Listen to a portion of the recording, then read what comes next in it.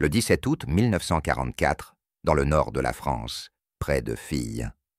Le GMC CCKW reposait, abandonné sur le bord de la route, sa bâche éventrée par des éclats d'obus, le moteur encore tiède. Le convoi américain, auquel il appartenait, avait été pris sous le feu d'un mitraillage de la Luftwaffe, l'un des rares épisodes où des avions allemands apparaissaient encore au-dessus de la France. Des mécaniciens de la 276e division d'infanterie de la Wehrmacht s'approchèrent prudemment, examinant ce que les Américains appelaient un deuce and a half. Apporte le Hopfeld-Weibel lança l'un d'eux. Celui-ci est intact. Ce qu'ils découvrirent au cours de l'heure suivante confirma les soupçons qui s'étaient accumulés depuis la Normandie. L'Allemagne avait déjà perdu cette guerre, non pas sur le champ de bataille, mais dans les usines de Détroit. Le camion d'une capacité de 2,5 tonnes paraissait gigantesque comparé aux véhicules allemands. Il dominait nettement l'Opel Blitz Standard. Pourtant, les mécaniciens remarquèrent immédiatement quelque chose d'inattendu. Il n'était pas compliqué. Le moteur 6 cylindres était aisément accessible avec des pièces clairement étiquetées en anglais. Le mécanicien ouvrit la boîte à outils fixée sur le marchepied. À l'intérieur se trouvaient des clés, des pinces et un manuel imprimé sur du papier de qualité richement illustré. Regarde ça dit, le Hopfeld-Weibel, en feuilletant le manuel. Tout est expliqué en images. Un enfant pourrait suivre ces instructions. Ils avaient déjà capturé des camions américains, mais jamais ils n'en avaient examiné un aussi en détail. Le GMC portait les marquages d'un modèle 1943, CCKW 353, version à long empattement. Les numéros de production indiquaient qu'il faisait partie des milliers d'exemplaires construits cette année-là, à l'usine Pontiac. Des milliers sortis d'une seule usine. La première inspection mécanique révéla la philosophie sous-jacente. Le moteur GMC 270 développait 104 chevaux à partir de 269 pouces cubes. Rien d'impressionnant selon les standards allemands. Mais le mécanicien comprit aussitôt que la performance n'était pas l'objectif. Chaque boulon avait la même taille. Chaque écrou pouvait être manipulé avec la même clé. Les bougies étaient disposées pour un accès facile. Le filtre à huile pouvait être remplacé sans outil. « C'est conçu pour des idiots », marmonna l'un. Non, corrigea le Hopfeld-Weibel. C'est conçu pour une armée de millions d'hommes dont la plupart ne sont pas mécaniciens. C'est du génie. Il avait raison. Le GMC n'avait pas été conçu pour la perfection, mais pour l'armée de conscrits américaine, où des fermiers de l'Iowa et des ouvriers de Pennsylvanie devenaient conducteurs de camions après une formation minimale. Chaque composant avait été choisi pour sa disponibilité et sa facilité de remplacement. Rien d'exotique, rien ne nécessitait de connaissances spécialisées. Ils étudièrent le système à 6 roues motrices, un simple boîtier de transfert, engagé l'essieu avant à l'aide d'un seul levier. À titre de comparaison, leurs Opel Blitz étaient à propulsion arrière, uniquement peinant dans la boue française et exigeant une conduite prudente pour éviter de s'enliser. Ce camion américain pouvait franchir des terrains qui immobilisaient les véhicules allemands. La suspension à ressorts à lame rudimentaire, mais indestructible, contrastait avec la suspension sophistiquée à barre de torsion de l'Opel, une merveille d'ingénierie nécessitant toutefois des outils d'usine pour être réparés. Ces ressorts américains, eux, pouvaient être redressés à coups de pierre si besoin. Le plus troublant fut ce que révélèrent les chiffres gravés sur le châssis. Figurait le numéro de l'usine Pontiac numéro 1. Le numéro de série indiquait que ce camion faisait partie d'environ 105 000 produits, rien qu'en 1943. Une usine, une année plus de camions que l'Allemagne n'en avait fabriqué dans toutes les catégories réunies.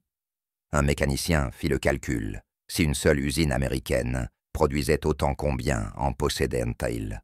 La réponse était des dizaines.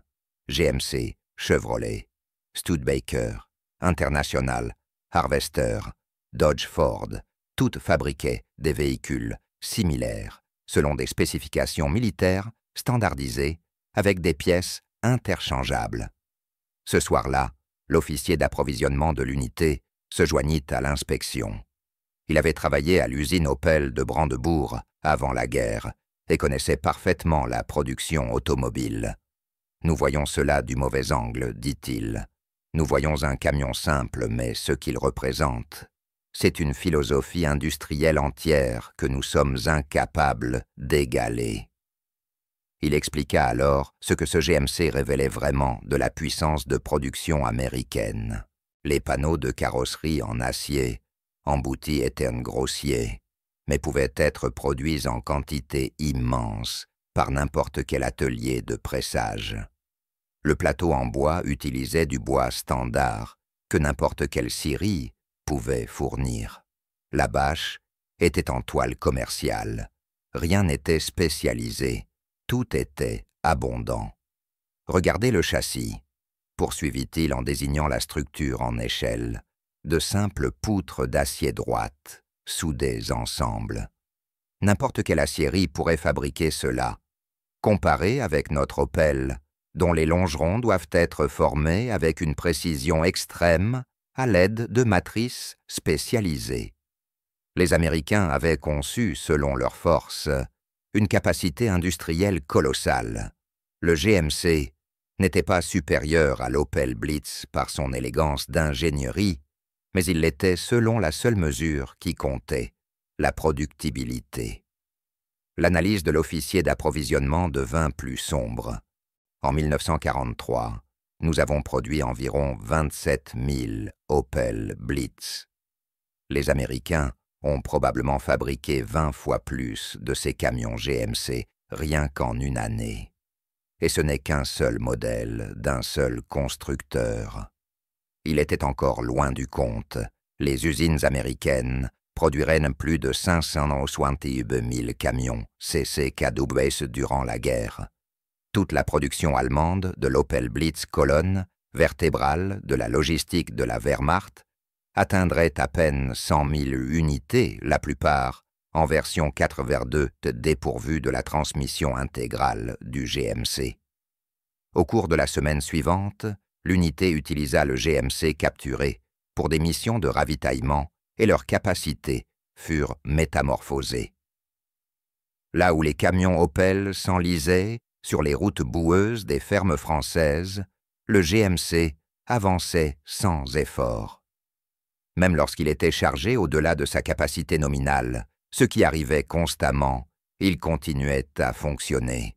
Sa transmission à 6 roues motrices offrait une traction que leurs véhicules à propulsion arrière ne pouvaient égaler. Un sergent d'intendance qui le conduisait chaque jour donna son verdict: « Ce camion est fiable d'une manière que nos véhicules ne le sont pas. Ce n'est pas qu'il soit mieux construit, c'est qu'il est construit en prévoyant les mauvais traitements. Ils l'ont conçu, en sachant que les soldats le surchargeraient, négligeraient l'entretien et le conduiraient comme s'ils voulaient le détruire. » C'était là la révélation. Les ingénieurs américains avaient conçu le GMC pour la réalité de la guerre, pas pour sa théorie. Ils supposaient que les conducteurs seraient mal formés, que l'entretien serait retardé et que les conditions d'utilisation seraient déplorables. Alors, ils avaient construit en conséquence simple, robuste, indulgent. Le 25 août 1944, le jour même où commençait l'opération Red Ball Express, la 270e division d'infanterie reçut l'ordre de se replier vers l'Est. Ce qu'ils virent ce jour-là acheva leur leçon sur la logistique américaine. Une colonne américaine passait sur une route parallèle, non pas un mouvement tactique, mais un convoi de ravitaillement. Les soldats allemands, observant, commencèrent à compter les véhicules. Après une demi-heure, ils abandonnèrent. camion après camion après camion, à perte de vue. Des GMC, CCK tous identiques, tous chargés, avançant avec une précision mécanique vers le front. « Où sont leurs chevaux ?» demanda un jeune soldat réellement perplexe. Le Hopfeld-Weibel comprit que le garçon n'avait jamais vu une armée entièrement motorisée. Dans la Wehrmacht, 80% de la logistique dépendait encore des chevaux. Leur division seule en utilisait plus de 5000 pour transporter le matériel. Ces animaux avaient besoin de nourriture, d'eau de repos, de soins vétérinaires et ne pouvaient parcourir qu'environ 30 km par jour dans de bonnes conditions. Ils mouraient par milliers durant l'hiver. Les divisions américaines, elles n'avaient pas de chevaux, elles avaient des camions. Des milliers de camions capables de parcourir des centaines de kilomètres par jour, sans fourrage, sans fatigue, sans geler à mort. Cette nuit-là, l'officier d'approvisionnement fit d'autres calculs. Chaque division américaine dispose d'environ 2000 camions. Ils ont 40 divisions en France. Cela fait 80 000 camions, soutenant les opérations de combat, sans compter les services logistiques. Nous avons 3 millions de chevaux sur tous les fronts, et peut-être 100 000 camions. Quelqu'un posa alors la question, évidente, comment peuvent-ils produire autant de véhicules? La réponse fut douloureuse à formuler. Les usines automobiles américaines avaient été conçues pour la production de masse bien avant la guerre. Les chaînes de montage de Ford, les systèmes de production de General Motors, lorsque la guerre éclata, il leur suffit de convertir la production civile aux besoins militaires. Les mêmes usines qui fabriquaient des berlines Chevrolet produisirent des camions GMC. Les mêmes ouvriers qui assemblaient des Oldsmobile assemblèrent des véhicules militaires. La transition fut sans heurts, car la philosophie de fabrication était identique: standardisation, interchangeabilité, production de masse. L'Allemagne possédait d'excellents ingénieurs, mais elle manquait de cette infrastructure industrielle. L'usine Opel de Brandebourg, même à son apogée, ne pouvait rivaliser avec un seul complexe automobile américain, et les États-Unis en comptaient des dizaines. En septembre 1944, l'unité avait capturé 3 autres camions GMC et un Dodge WC-63. Les mécaniciens remarquèrent alors quelque chose de remarquable: les pièces étaient interchangeables, non seulement entre camions GMC, mais aussi entre fabricants différents. Un carburateur GMC s'adaptait parfaitement sur un Dodge. Les composants électriques étaient standardisés. Même les pneus avaient la même dimension. Ils ont standardisé toute leur flotte, expliqua l'officier d'approvisionnement. Un seul jeu de spécifications, plusieurs fabricants. Cela signifie que n'importe quel mécanicien peut réparer n'importe quel camion, et qu'un seul dépôt de pièces peut ravitailler n'importe quel véhicule. Leur logistique est unifiée d'une manière que la nôtre n'a jamais atteinte. La Wehrmacht, au contraire, utilisait des véhicules issus de dizaines de constructeurs aux pièces incompatibles. Un mécanicien formé sur un Opel ne pouvait pas forcément entretenir un Bussing ou un Mercedes. Les entrepôts de pièces de rechange devaient stocker des composants pour des centaines de modèles différents. Un cauchemar logistique. Le 3 octobre 1944, les véhicules restants de la division furent immobilisés, faute de carburant. Les chevaux pouvaient encore se nourrir sur place, mais les camions restèrent à l'arrêt. Pendant ce temps, les opérations américaines continuaient sans interruption, car leur réseau logistique fondé sur des milliers de GMC acheminait le carburant jusqu'aux unités avancées avec une régularité implacable. Les mécaniciens allemands, réduits à l'inaction, consacrèrent leur temps à étudier les camions américains capturés. L'un d'eux formula l'observation qui résuma tout: « Nous avons conçu nos véhicules pour qu'ils soient bons. Eux, Ils les ont conçus pour qu'ils soient suffisamment bons, mais en quantité écrasante. Et dans une guerre totale, c'est cela qui gagne. Le Hopfeld-Weibel rédigea un rapport technique détaillé sur le GMC CCKW. Il y décrivit chaque aspect, les composants standardisés, les procédures d'entretien, simplifiées, la construction robuste, qui sacrifiait l'élégance à la durabilité. Le rapport notait que si l'Opel Blitz surpassait le GMC en consommation et en maniabilité, ses avantages devenaient insignifiants lorsque l'Allemagne produisait un camion pour 5 ou 6 Américains. Il concluait: la production automobile américaine représente une capacité industrielle que nous ne pouvons égaler. Leur philosophie de fabrication privilégie la quantité et la standardisation à la perfection individuelle des véhicules. Dans une guerre prolongée, cette approche s'avère dévastatrice. Des rapports similaires affluaient vers les états-majors de la Wehrmacht depuis tous les fronts. Les analystes du renseignement allemand compilèrent les statistiques de production américaine avec une inquiétude croissante. Les chiffres donnèrent le vertige. Les usines américaines produisirent 2,4 millions de camions militaires durant la guerre. L'Allemagne, l'Italie et le Japon réunis n'approchèrent jamais ce total. Décembre 1944 apporta l'offensive des Ardennes le dernier pari d'Hitler à l'ouest.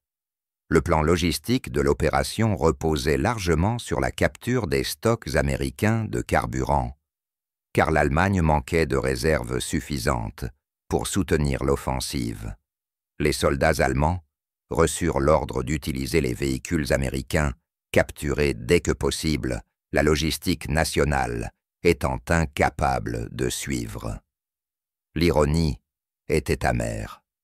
La dernière grande offensive du Reich dépendait de la saisie des mêmes véhicules et du même carburant qui symbolisait les raisons de sa défaite. La 276e division d'infanterie participa à l'opération avec sa collection de camions américains capturés aux côtés de ses rares Opel, encore en état.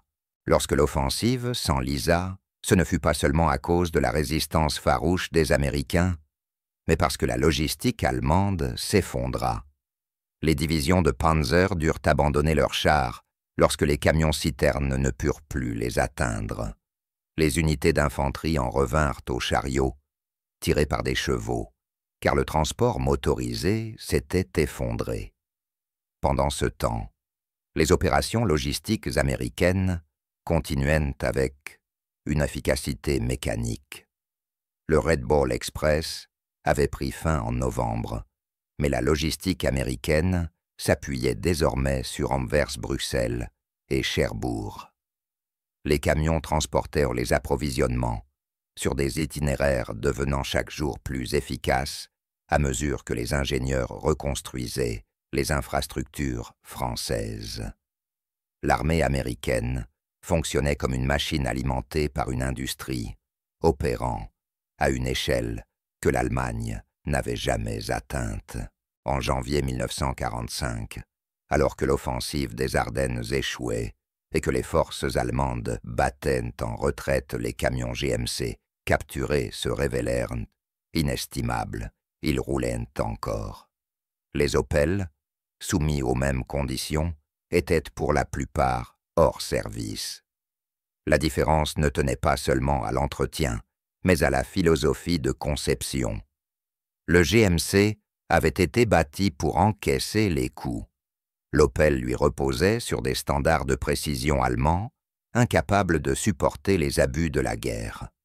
En mars 1945, la 276e division d'infanterie défendait encore des positions en Rhénanie. Les forces américaines avaient franchi le Rhin en force écrasante. Les mécaniciens allemands observaient les opérations de ravitaillement américaines avec une admiration professionnelle teintée de désespoir.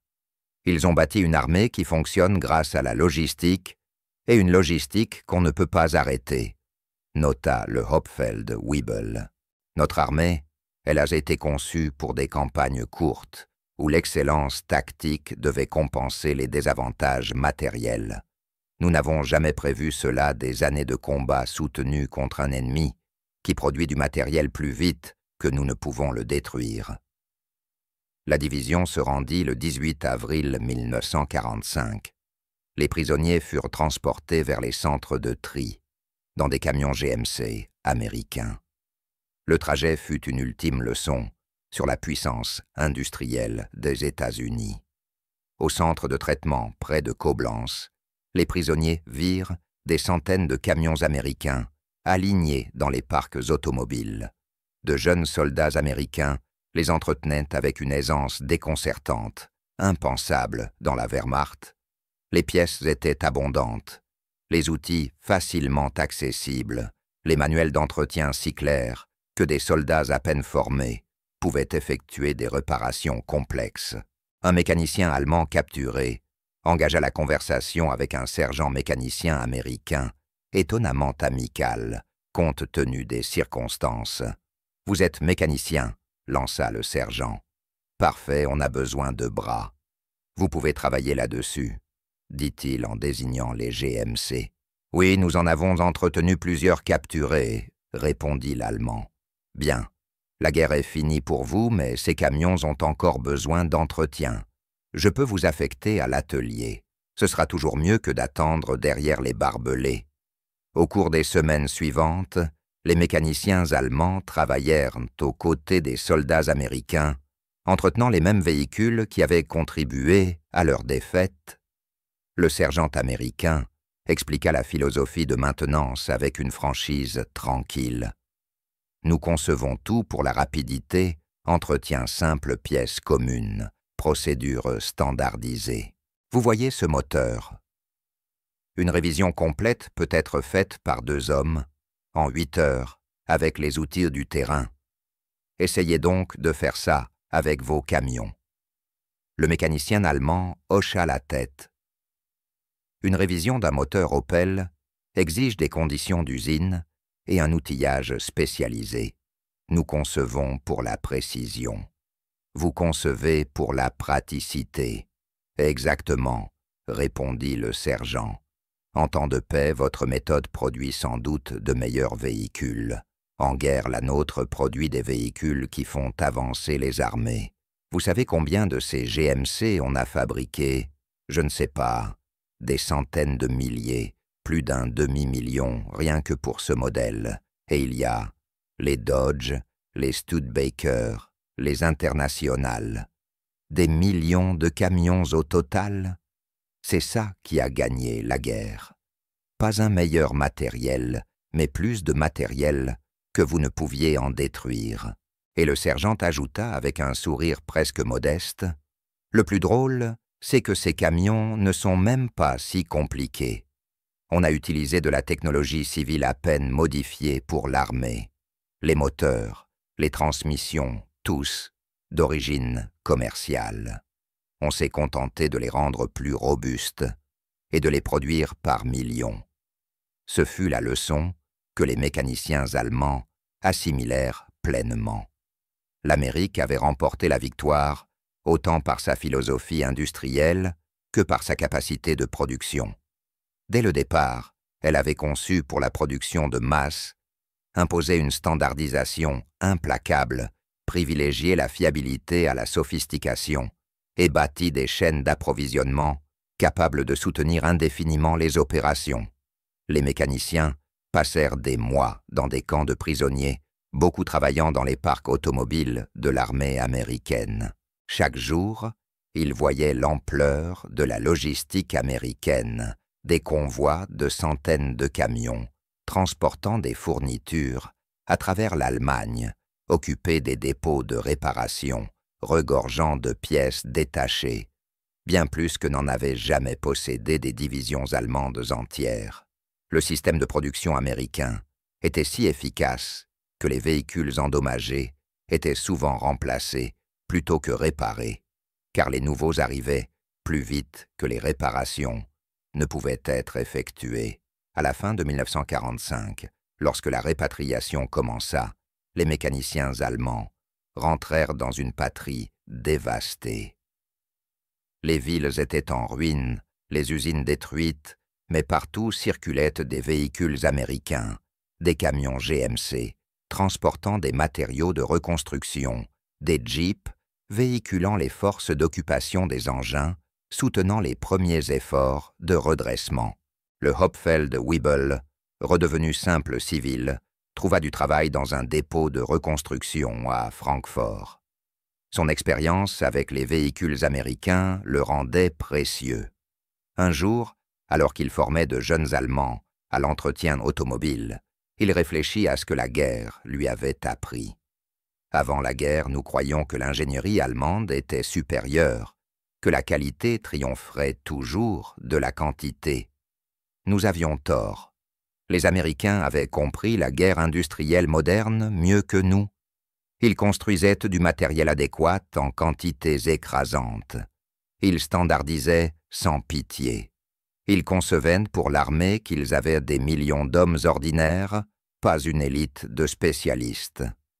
Il désigna les camions GMC alignés dans la cour du dépôt. Ces camions ne sont pas des chefs-d'œuvre d'ingénierie, mais ils ont gagné la guerre parce qu'il y en avait des centaines de milliers. Ils utilisaient tous les mêmes pièces. N'importe quel soldat pouvait les conduire, et n'importe quel mécanicien pouvait les réparer. Voilà le génie non pas dans chaque véhicule, mais dans le système qui les produisait. En 1947, le plan Marshall apportait son aide à l'Allemagne, transportée principalement par des camions américains. Les mécaniciens allemands entretenaient ces véhicules appliquant les leçons apprises au fil des années d'observation et de pratique. Lorsque l'industrie allemande redémarra beaucoup, adoptèrent les principes américains, standardisation, compatibilité des composants, conception, adaptés à la production de masse. Le GMC CCKW resta en service dans l'armée américaine jusqu'aux années 1960, témoignage de sa conception robuste. Nombre d'entre eux servirent encore plus longtemps dans les armées alliées. L'Opel Blitz, malgré sa qualité, devint un symbole des limites de l'industrie allemande durant la guerre. Au cours des décennies suivantes, les constructeurs automobiles allemands surent fusionner la précision de l'ingénierie germanique avec les techniques de production en série américaines. Mercedes-Benz, BMW et la Volkswagen, reconstruites, produisirent des véhicules qui combinaient les deux philosophies, une ingénierie de précision pensée pour une production efficace à grande échelle. Les anciens mécaniciens de la Wehrmacht, qui avaient entretenu à la fois les véhicules allemands et américains durant la guerre, devinrent des conseillers précieux pour la renaissance de l'industrie allemande.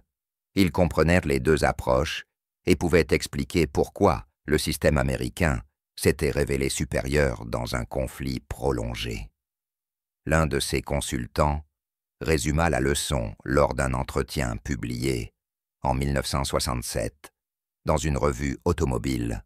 Le camion GMC nous a appris que dans la guerre moderne, la perfection est l'ennemi du suffisamment bon.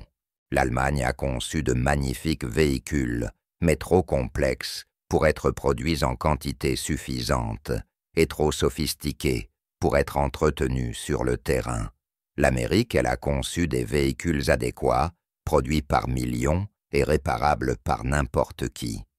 Nous n'avons pas perdu parce que nos ingénieurs étaient inférieurs, mais parce que nous n'avions pas compris ce que la guerre industrielle exigeait réellement. L'article comportait une photographie d'un GMC CCKW restauré, exposé dans un musée automobile.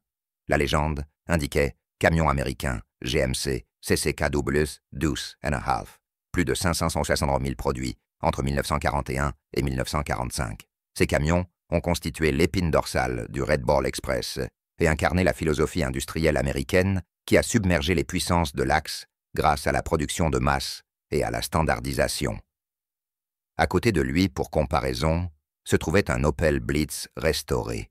Sa légende précisait « Camion allemand Opel Blitz, 3 tonnes, environ 100 000 produits de 1937 à 1944, excellent véhicule, mais freiné par une capacité de production limitée et l'absence de transmission intégrale sur la plupart des modèles.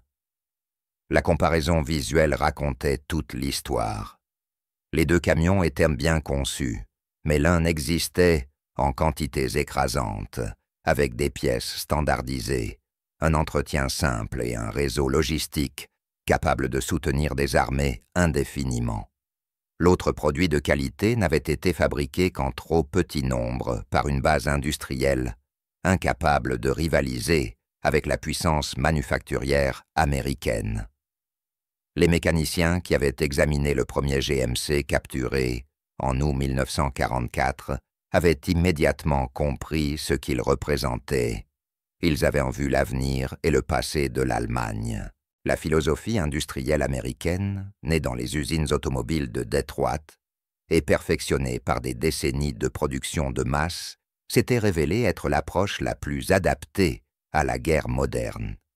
Le GMC CCKW n'était pas seulement un camion, c'était un professeur de leçons sévères sur la guerre industrielle, sur la philosophie du design et sur la raison pour laquelle la quantité possède sa propre forme de qualité.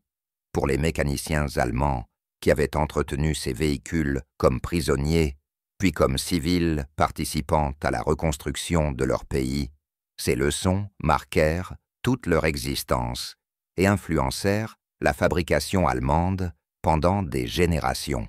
L'histoire des mécaniciens de la Wehrmacht et du camion GMC est avant tout celle d'un apprentissage par la défaite.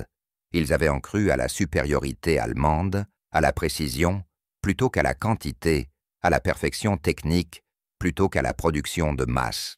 Les camions américains simples, nombreux, fiables leur enseignèrent le contraire.